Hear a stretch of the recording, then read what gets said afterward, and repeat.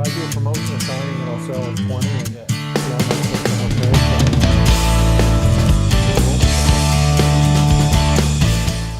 Hello and welcome to another edition of LaxRatz Lax Wraps. I'm Drew Rogers, accompanied by Lane Jaffe. Welcome. And we're here to talk about first a quick wrap on the 2013 high school season. You pulled up the power rankings from the end of last year, and as many times occurs, those teams that won the playoffs weren't the highest ranked teams. But if you look at that list, what jumps out at you? Jumps out at me is that, PV, once again, yes, I clearly talked about them a bunch last year, but they're still number one in the power rankings for LA. And that's surprising that Harvard-Westlake came in third in the power rankings with Westlake above them. So that's a little bit shocking when it was Harvard-Westlake PV in the finals. Well, it goes to show you, PV obviously higher ranked, and we favored them, I think, through most of the playoffs. If you think back to the semifinals, first off, Harvard-Westlake down by 4 goals to Westlake, and they rallied to win. Was that a sign of things to come? Harvard-Westlake had the mojo last year. They had something going for them, whether it was me picking against them or whether it was them just banding together. But they had that it factor last year and proved it in that game. And then in the semis, PV beat Crespi, which was fairly predictable. Yep. Then in the finals, a game I didn't see, you covered, Harvard-Westlake comes back and wins that game. Harvard-Westlake came to play all year, is the bottom line, and to them it wasn't a surprise. So they believed in it and they made it happen. Well, from what I understand, late first half, Temco comes off of a man-down situation. They put both Jones boys on him, and as somebody said, he split the pines, went right to the cage, and tied that game. Was that the turning point? Telltale of the game is Temco splitting the double. After that, you knew that they could get it done.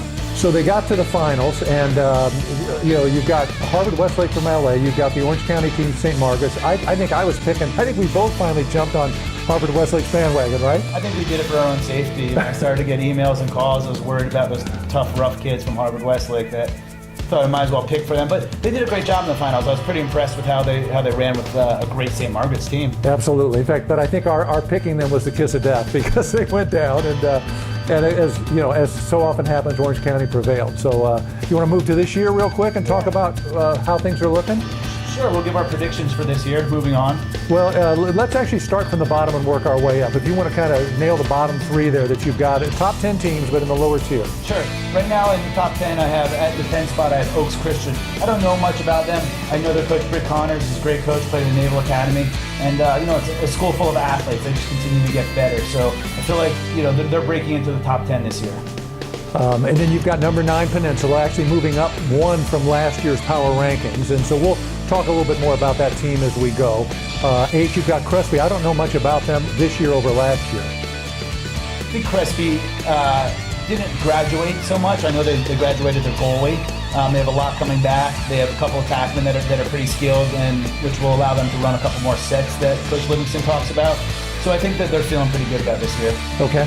Then we get into that middle tier. You got Redondo at 7, Newbury Park 6, Westlake 5, and Loyola 4. Any of those teams jump out at you as being particularly either having moved up or could be a dark horse? People are talking about Redondo, but they're also talking about getting a couple transfers here and there. So there's a lot of hype around Redondo. Granted, they have the Facher brothers. Those kids are ridiculous, and I'll take those kids all day. I love those kids. And they also have Josh Williamson on attack, and he can obviously ball.